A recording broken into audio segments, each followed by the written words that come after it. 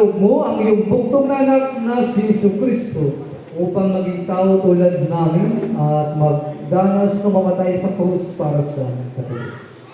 Doon ay kanyang ginawa na sa pamamagitan ng tanging pag-aalay ng kanyang sarili ang isang buo at kanamnahay para sa buong sanlibutan ang kanyang itinatag at inutos sa amin ipagpatuloy ang isang paggunita sa kanyang malagang kamatayan at dahil hanggang sa muli niyang pagdating. Sapagkat nang sa gabing siya pinagkanulo ay kumuha siya ng tinapay at nang siya makapagpasalamat, ito'y kanyang pinagpira-piraso. Ibinigay sa kanyang mga lagad at sinabi, kunin kayo. Ito ang aking katawan na pinagkaloob ko sa inyo, gawin ninyo ito sa pag-alaala.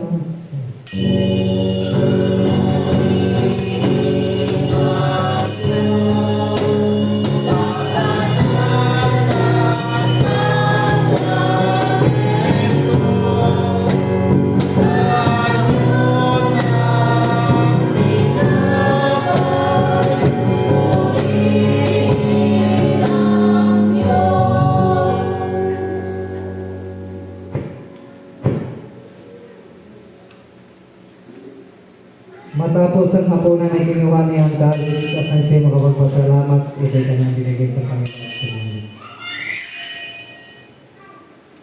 Inumin ninyo ito kayong lahat sapagkat itong aking dugo ng bagong tipan. Dahil binubuhos ko para sa inyo at para sa marami sa inyong pagpapatawad ng inyong mga kasalanan. Kailanman, kung inumin ninyo ito, ay gawin sa pag-ala-ala sa akin.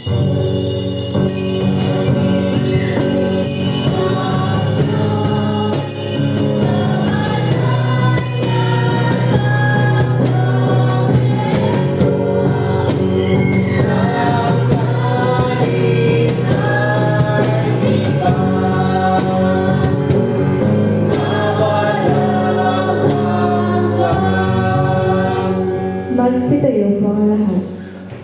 Ipahayag natin lahat ang misteryo na ating pananampalataya. Si Kristo'y namatay, si Kristo'y muling nabuhay, si Kristo.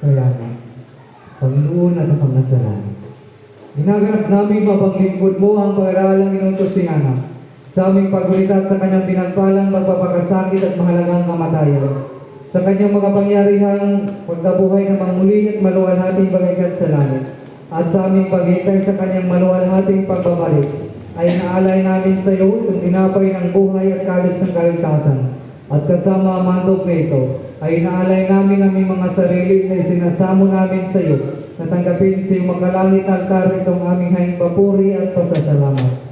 Butihing Ama, sa kapangyarihan ng iyong Espiritu Santo ay pagpalayo mo at pagkabanalin itong tinapay at alak upang para sa amin ay maging kamalmahalang katawan at dugo ng anak na si Jesucristo. At ang lahat ng tatanggap ng banal na buhay nito ay mapustos ng biyaya at makalangit na pagpapala at maging